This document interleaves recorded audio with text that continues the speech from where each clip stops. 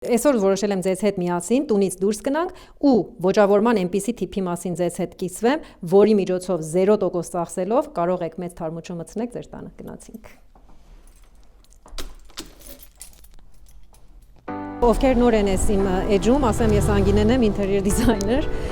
եւ մի բան, որ ինձ որպես դիզայներ շատ է նեղացնում, դա է, որ մանավանդ օրինակ Հայաստանում այդ հիմնական դիզայնից հետո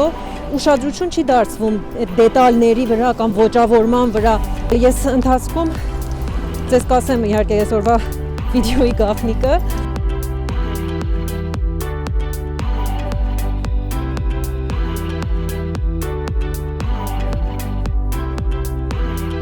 Ուզում եմ մի քիչ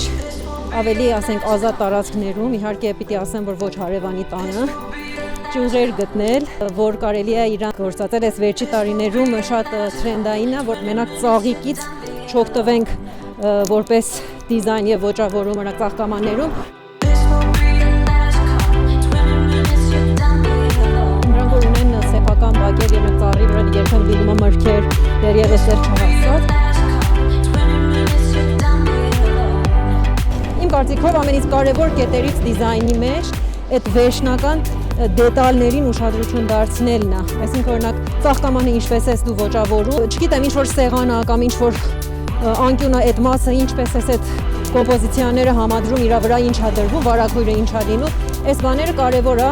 այսինքն կարելի ասել ոչ պակաս կարևոր է իմ հիմնական պատերի ձևավորումից, գծագրից եւ այլն։ Սիրածս բաներից եմ գտել, այ ես էլ որ կտրեմ, կարող եմ ասեմ այսօր հաջողված է։ Քանի հարևանները չեն եկել, պիտի շուտ հեռանամ տարածքից։ Ասածս դա է, որ կարելի է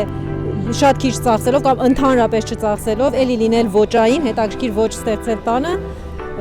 եւ կարծում եմ ճիշտ եմ։ Վերջ։